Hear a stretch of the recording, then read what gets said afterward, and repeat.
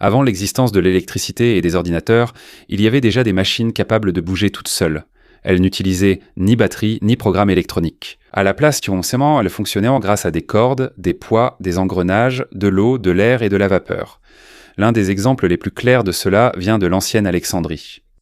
C'est ici qu'a vécu Hérault d'Alexandrie. Un mathématicien et ingénieur du 1er siècle, il a créé et écrit sur différentes machines automatiques. Cela inclut une porte de temple qui s'ouvre automatiquement, une machine qui distribue de l'eau bénite lorsqu'on y insère une pièce, et des spectacles mécaniques qui bougent d'eux-mêmes. Mais l'une de ses inventions les plus ingénieuses était un petit véhicule à roues. Il n'était pas conduit par un humain. Avant de le faire avancer, on ajustait d'abord la corde à l'intérieur pour que le véhicule suive la direction choisie. Il y avait aussi un objet lourd suspendu à l'intérieur. Pendant qu'il descendait lentement, il tirait la corde. Cette corde faisait tourner les roues. Lorsque la corde est enroulée différemment sur les deux roues, le véhicule tourne. Mais si la corde est enroulée de la même manière sur les deux roues, il va tout droit. Cela signifie qu'on peut régler à l'avance quand il ira tout droit, quand il tournera ou s'arrêtera, un peu comme un programme simple. Mais au lieu d'un code informatique, ce sont des cordes et des pièces rotatives qui donnent les instructions. Ce système a été utilisé dans un théâtre miniature en mouvement. Toute la scène se déplace pendant que les figurines bougent d'elles-mêmes et racontent une histoire devant le public. Hérault possède une autre machine qui ressemble à un distributeur automatique moderne. Lorsqu'une personne insère une pièce, celle-ci tombe dans un petit récipient relié à un levier. Grâce au poids de la pièce, la valve s'ouvre brièvement et libère la bonne quantité d'eau bénite. Lorsque la pièce tombe du récipient, la valve se referme automatiquement. Le mécanisme est simple, mais l'idée principale est la même que celle d'un distributeur automatique. Maintenant, il suffit d'insérer de l'argent et la machine délivrera automatiquement le produit de l'autre côté. Avant la naissance de Hérault d'Alexandrie, une ancienne histoire chinoise mentionnait déjà quelqu'un ayant créé un objet lié à des pièces mécaniques. On peut le trouver dans un ancien texte taoïste appelé Liezi. Dans l'histoire, un artisan nommé Yan Shi a présenté une figure mécanique grandeur nature au roi Mu de Zhou. Il ressemblait à un véritable être humain. Il pouvait marcher, bouger la tête, chanter et danser. Lorsque la figure a agi d'une manière qui a irrité le roi, Yan Shi l'a ouverte. À l'intérieur, on a vu des parties faites de bois, de peau, de colle et de laqueux. Mais nous ne devrions pas dire tout de suite qu'il s'agissait d'un vrai robot. Le Liezi est un texte philosophique mêlé d'histoires, de leçons et d'événements difficiles à prouver. On ignore aussi la date exacte de composition du livre entier. Certains chercheurs pensent qu'il contient des parties anciennes, mais la version qui nous est parvenue a peut-être été révisée ou compilée à une époque plus récente. Il ne reste également aucune machine, dessin ou instruction claire sur la façon dont l'homme mécanique de Yan Shi a été fabriqué. Il est donc plus juste de considérer cela comme une ancienne histoire sur un automate, et non comme une découverte archéologique confirmée, mais cela reste tout de même impressionnant.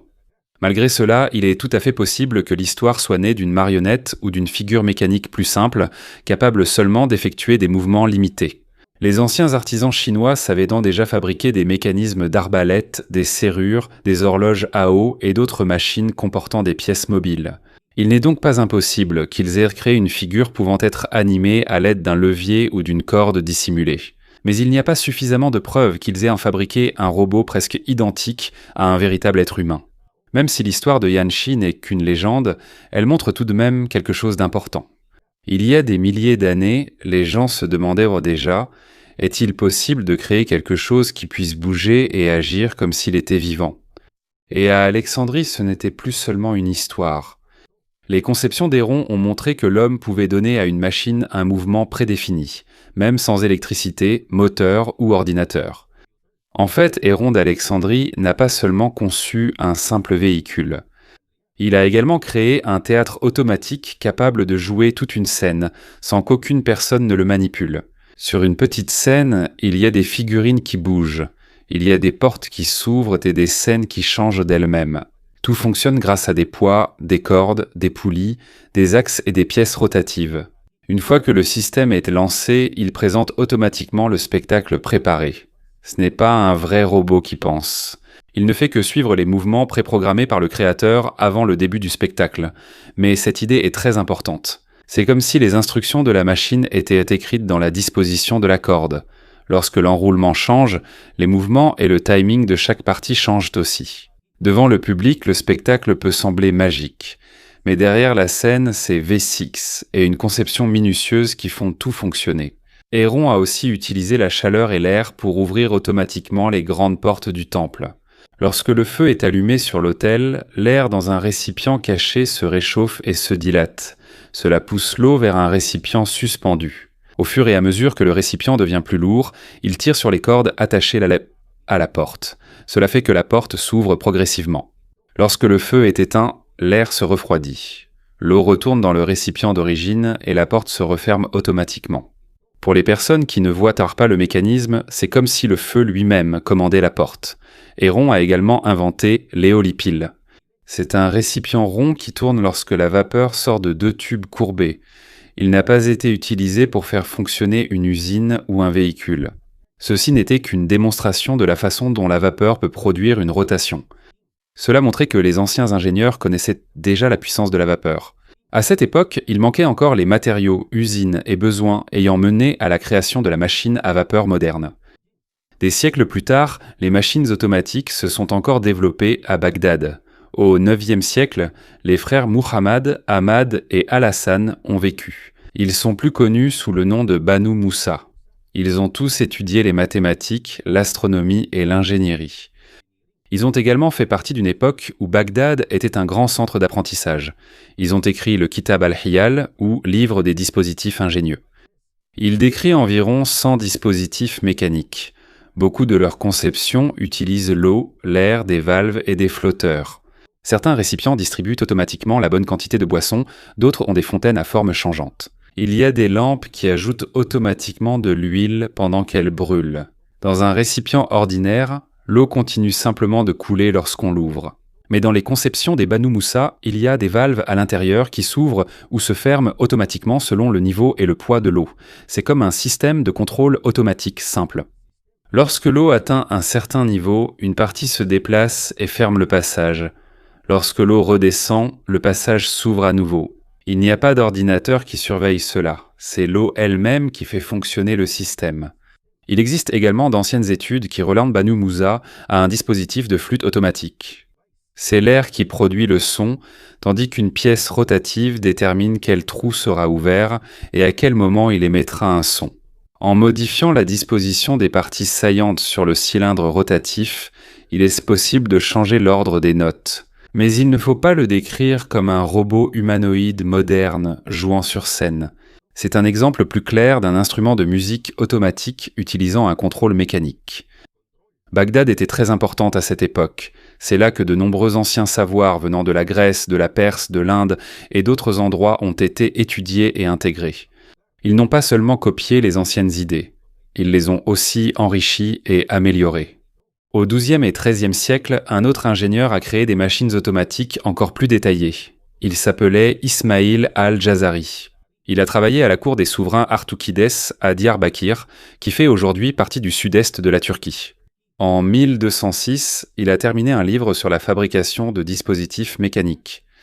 Il n'a pas seulement expliqué ce que fait chaque machine, il a également inclus des dessins clairs et des explications sur le fonctionnement de chacune de leurs parties. L'une de ses créations les plus célèbres est le bateau avec des musiciens automatiques. Il y a des personnages assis dans le bateau qui font semblant de jouer de la musique. Pendant que l'eau circule à l'intérieur du système, leurs bras bougent et les instruments produisent des sons. Le rythme du tambour est contrôlé par de petites chevilles fixées sur un cylindre rotatif. Lorsque la cheville frappe un levier, le bras du batteur bouge et frappe le tambour. En changeant la position des chevilles, le rythme change aussi. C'est comme une première boîte à rythme. La différence, c'est que c'est en bois et fonctionne à l'eau. Et ce sont des pièces mécaniques qui sont utilisées au lieu de l'électronique. Il n'est pas non plus clair si le bateau se déplace de lui-même sans que personne ne le pousse ou ne le guide. Ce qui est certain, c'est que le design décrit la performance automatique des musiciens pendant qu'ils sont sur le bateau. Al-Jazari a également créé des dispositifs automatiques pour le lavage des mains. Dans l'un des modèles, il y a une figurine qui verse de l'eau. Après avoir utilisé l'eau, une autre partie fournit du savon et une serviette dans le bon ordre. Il a également fabriqué de grandes horloges à eau avec des figurines, des oiseaux, des sons et différents mouvements au fil du temps. L'une des plus célèbres est l'horloge à éléphant. Elle comporte une grande figurine d'éléphant. Au-dessus, il y a des personnages, un dragon, un oiseau et d'autres figures mécaniques. À l'intérieur, il y a un récipient qui s'enfonce lentement dans l'eau. Son mouvement déclenche le mouvement suivant de toute l'horloge. Lorsque le temps imparti s'écoule, les figurines bougent et un son se fait entendre. Ensuite, le système se réinitialise pour recommencer. Ce n'est pas parce que ces dispositifs ont une conscience. Le véritable génie réside dans leur créateur. Il doit planifier avec précision le temps, le poids, la force de l'eau, la taille des orifices et le mouvement de chaque pièce. Si une seule mesure est incorrecte, l'eau peut couler trop vite, le son peut être retardé ou la figurine peut ne pas bouger. C'est pourquoi les machines automatiques d'Héron, Banu Musa et Al-Jazari ne sont pas seulement des jouets pour les riches. Ils ont montré qu'une tâche difficile pouvait être divisée en petites commandes. D'abord, une vanne va bouger. Ensuite, la roue tournera. En tirant continuellement sur la corde, finalement, la figurine bougera. C'est aussi le principe fondamental de l'automatisation aujourd'hui. Une séquence ordonnée de commandes exécutée par une machine sans avoir besoin d'être surveillée à chaque mouvement. Al-Jazari a aussi inventé la manivelle et la bielle, encore utilisées aujourd'hui dans de nombreuses machines. Il transforme ainsi le mouvement rotatif continu en un mouvement de va-et-vient. Par exemple, lorsqu'une roue tourne, elle peut pousser et tirer un piston. Al-Jazari a utilisé ce système dans une pompe à eau au début du XIIIe siècle. Le même principe se retrouve encore aujourd'hui dans les pompes et les véhicules utilisant un moteur à piston, mais cela ne veut pas dire qu'il est à lui seul à l'origine de tous les moteurs modernes. De nombreux ingénieurs ont encore ajouté et amélioré la conception au fil des siècles suivants. Après plus de 500 ans, un ingénieur français a créé des automates qui bougeaient presque comme s'ils étaient en vivant. Il s'appelait Jacques de Vaucanson. En 1738, il a présenté à Paris un joueur de flûte grandeur nature. Il n'y avait pas de boîte à musique cachée à l'intérieur. La figurine faisait réellement passer de l'air dans la flûte, pendant que ses doigts mécaniques couvraient tort à différents trous. Il y avait des soufflets à l'intérieur qui servaient de poumons. Ceux-ci contrôlaient la force de l'air qui sortait de la bouche de la figurine. Ses doigts bougeaient selon un schéma prédéfini. Grâce à cela, il pouvait jouer 12 mélodies différentes. Il a également été examiné par l'Académie des sciences. Ils ont constaté que c'était bien la flûte elle-même qui produisait le son, et non un instrument caché à l'intérieur du corps. Vaucanson a également créé un autre musicien qui jouait de la flûte et du tambour, mais sa création la plus célèbre n'était pas un humain. C'était un canard mécanique. Il était fait de métal et pouvait bouger le cou, les ailes, le bec et les pattes. Il buvait, mangeait des grains et produisait un son semblable à celui d'un vrai canard. Le plus étonnant, c'est qu'après avoir mangé, il produisait quelque chose ressemblant à des excréments, ce qui poussait de nombreux spectateurs à croire que le canard digérait vraiment la nourriture. Mais c'était en fait une autre astuce. Les grains qu'il mangeait allaient dans un récipient séparé. Ce qui sortait à l'arrière était déjà préparé à l'avance, qui avait été remplacé avant même la démonstration. Ainsi, la digestion ne se faisait pas vraiment dans le canard. Il s'agissait seulement de cacher 2 récipients différents.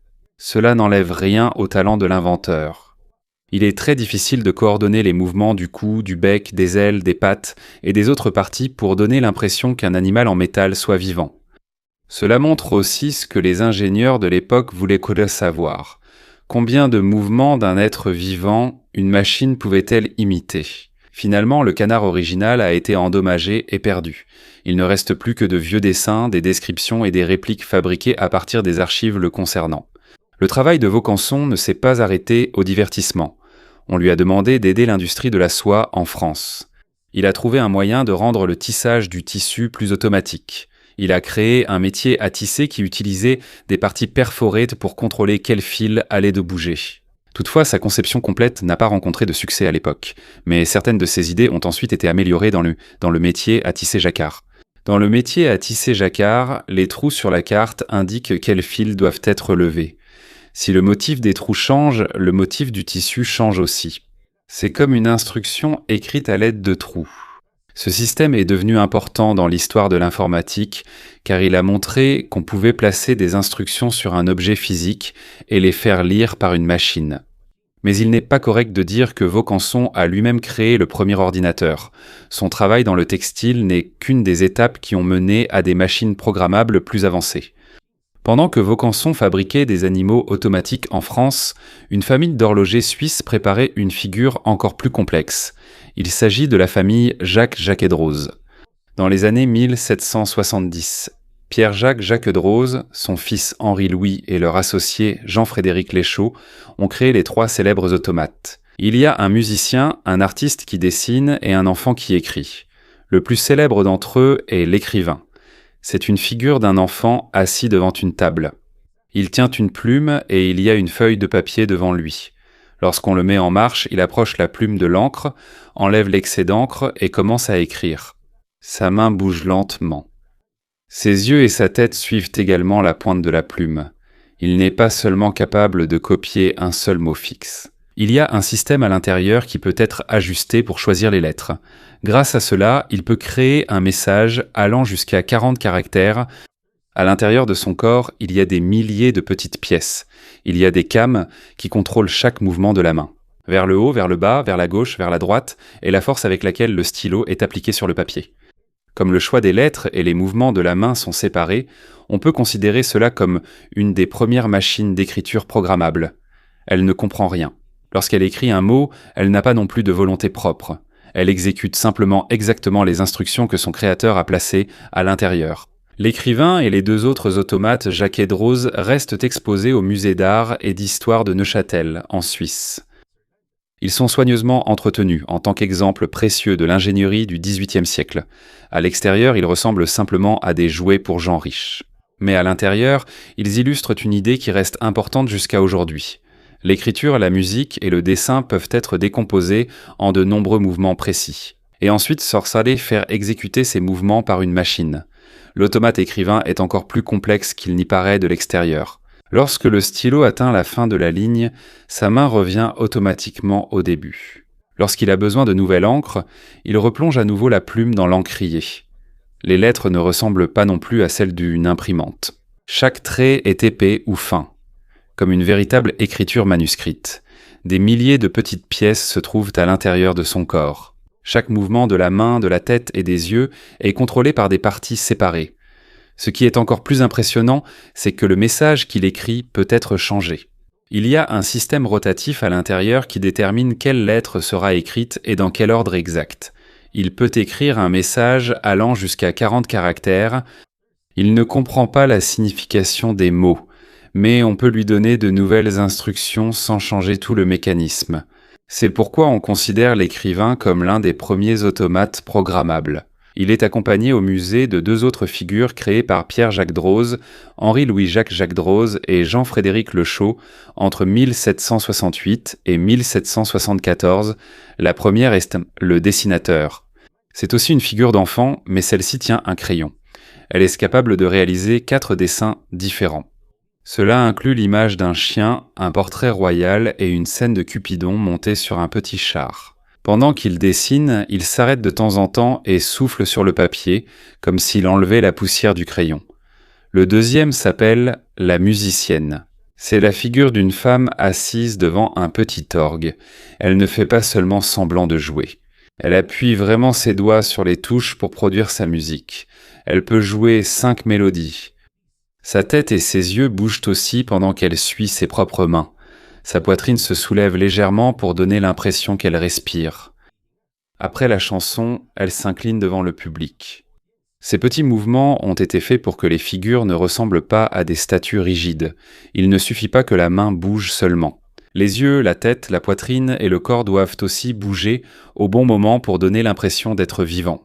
Lorsque les 3 automates ont été créés, ils n'étaient là pas encore des pièces de musée. La famille Jacques-Droz les utilisait pour montrer à leurs riches clients et à la cour royale à quel point ils étaient habiles dans la fabrication d'horloges et d'autres objets mécaniques. Leurs produits ont été présentés dans différentes parties de l'Europe.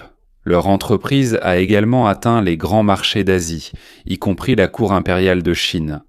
Leur méthode de vente était intelligente, au lieu de simplement dire qu'ils étaient habiles dans leur fabrication d'horloges, ils ont montré un enfant en train d'écrire, un enfant en train de dessiner et une femme jouant de la musique. Lorsqu'un roi ou un riche homme d'affaires voyait cela, il pensait immédiatement que s'ils étaient incapables de fabriquer une figurine aussi complexe, ils pouvaient aussi fabriquer une très belle horloge. Ainsi, les automates n'étaient pas seulement des spectacles, ils étaient aussi comme des publicités animées de leur talent. Les 3 figurines sont arrivées au musée d'art et d'histoire de Neuchâtel au début du XXe siècle. Elles y restent comme quelques-unes des figures automatiques les plus importantes créées au XVIIIe siècle, mais cela ne veut pas dire qu'elles sont toujours en fonctionnement. Leurs pièces sont anciennes et délicates. Elles doivent être surveillées et réparées par des spécialistes pour éviter qu'elles ne soient définitivement endommagées. Actuellement, l'écrivain reste exposé, mais il ne fonctionne pas temporairement en raison d'un problème technique. La démonstration prévue du dessinateur et du musicien continue comme prévu. Ces 3 automates sont importants car ils montrent clairement la différence entre le mouvement automatique et la véritable intelligence.